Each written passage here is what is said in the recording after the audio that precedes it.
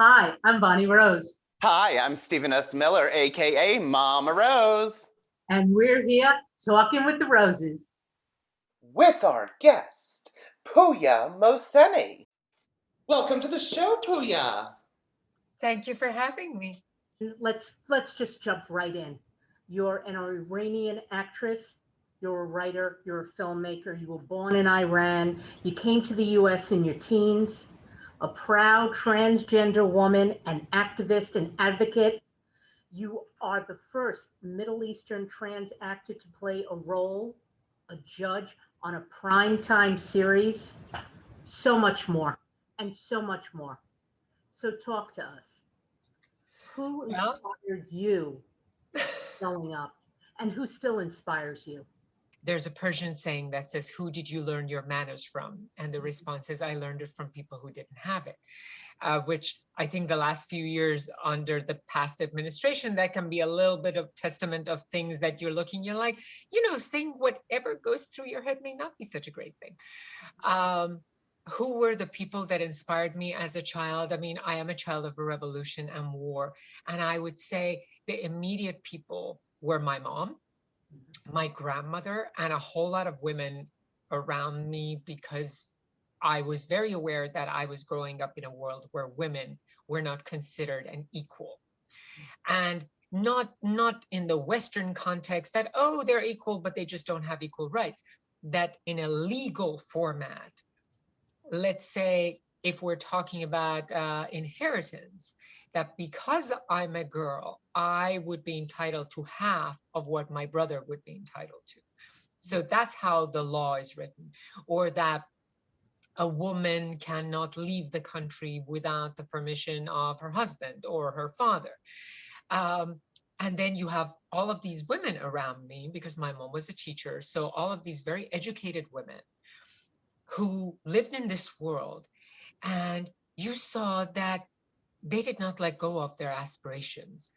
They educated themselves, they worked, they married, they divorced, they raised their families, they climbed higher and higher in their world, albeit it was just within the academic world, because there weren't a lot of opportunities outside of that. But when people ask me, you seem very courageous and very sure of yourself, I say, because I grew up around these people, because I'm the daughter of a woman who, in a world that did not understand trans, that did not give any room to it, even while my mom couldn't understand it, she was very aware that this is my child. And even though I may not completely understand what is going on, and it may be very hard based on what I have been taught and the world around me, my child is fading away. She is slowly dying, and I, as a mother, have to do something about that. And so, in her late 40s, she sets out into the world to find a home for me, ends up in the US in her late 40s. A woman from the Middle East in her 40s with an accent, trying to find her way in a world that now we talk about how marginalized groups have been treated. So imagine you're a woman, you're from the Middle East, you have an accent, and you're of a certain age. And for my mom to come in that world because she knew that that was the right thing for me to do, and get her master's at 50, how can I not be inspired by that? So, following into that, you're involved in writing and consulting for LGBT stories to shed light for others. Spotlight your journey on how this has led you really to the longevity, and I think you're just beginning in your career. To be absolutely honest, I would have been the last person I would have thought as an activist, because when I came to this country, I just wanted to be able to transition, to start my life and just being quiet. But one of the first things I noticed was that when I wanted to be an actor, nobody wanted to work with a trans actor of color. This is like 21, 22 years ago. I was doing background work. Somebody actually outed me on set. So like that's the world I lived in. The agent that represented me for background work, they dropped me because they accused me of having said some Me Too related thing about them 20 years ago. And so photographers dropped me and agents dropped me. And it's like, so I just thought that like nobody wanted to have anything to do with me. But about 12 years ago, I had started my own business. I had my own studio, and I kind of thought, what now?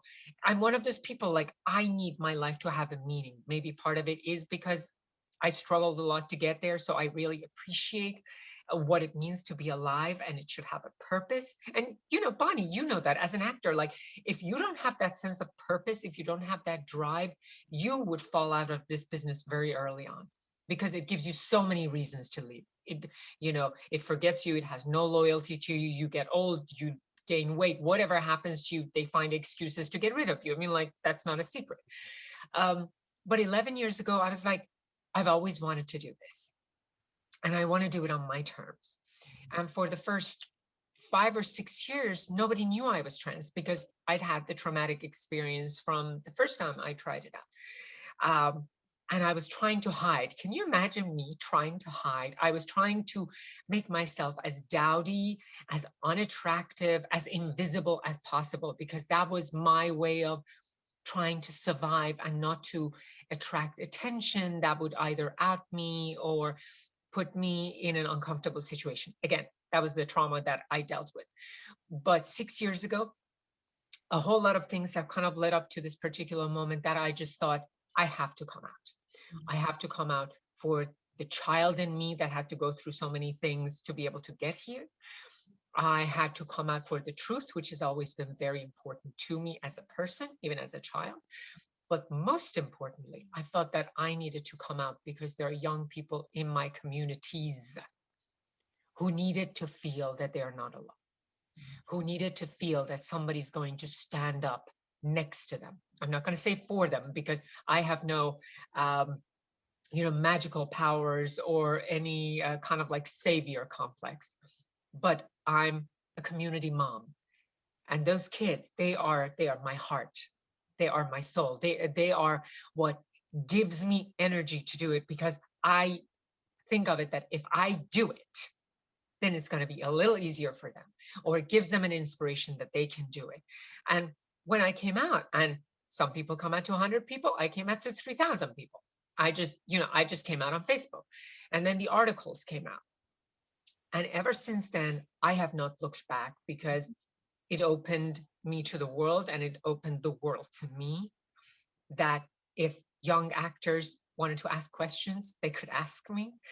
But even more importantly, that I have now become accessible to young queer individuals who come from Iran, who are in Iran, who may be stuck in Turkey or Iraq or somewhere trying to get asylum somewhere. Absolutely. And with everything that you have been through, completed, experienced, you are an inspiration.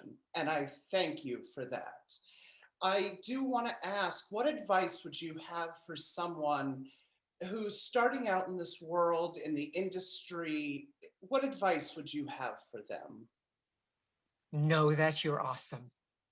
I mean, work your ass off. Work. Learn from everybody around you. You see something somebody's doing and you like it, take it. Be inspired by it. Learn from anybody and everybody around you. That, anybody in this business would tell you the same. But I would also say, as someone who didn't have that sense, know that you are worth a lot. Know that if people aren't treating you, it's on them. It's not you. I also always say, own your shit. Own your shit. Like, it's like, keep yourself in check and always do to others as you want others to do unto you. As an actor, I always say, I want to work with generous actors. So I want to be a generous actor when somebody else is working with me. But I would say, know how much you're worth. Know that the business is going to try to mold you and peel you and fit you into the square that they have designated for you, but know that that's not who you are. I've struggled with that. I mean, we've talked about this. I always say, I'm a Middle Eastern woman who happens to be trans, and I don't fit into anybody's stereotype of that, because I'm tall and thin and used to be a model, and I have these very crisp consonants, so I sound very sophisticated. And like, Bonnie, the cliche representations of these communities I come from is not that. So I think for the largest part, the industry is like, what do we do with you? you don't look like a refugee, as opposed to like, Exactly. people who have like the refugee gene, because there's no such a thing, by the way. I mean, a refugee could have been a teacher, a doctor, a surgeon, anybody really, or a trans person who has had this monolithic representation, which has either been like as a point of caution or as a point of mockery. And what I do, what I try to put into it is what I would tell anybody: know who you are and know that that has value, because one day there's going to be that perfect thing that you are just the answer for. That's beautiful. And just for time's sake, we want to thank you so much for being here today. There's so much more that Bonnie and I could ask, and we want to know everything. I just wanted to scooch in, if I may, just the latest starring role. See You Then. It was critically successful at SXSW. Quickly, do you have anything upcoming? Well, that movie is making its way through the festival. The one that it's in right now is Wicked Queer. And then after that, I believe it's going to Atlanta Film Festival and Florida Film Festival. We have a 96% Rotten Tomatoes rating, which I'm very grateful. And we're still doing interviews about that.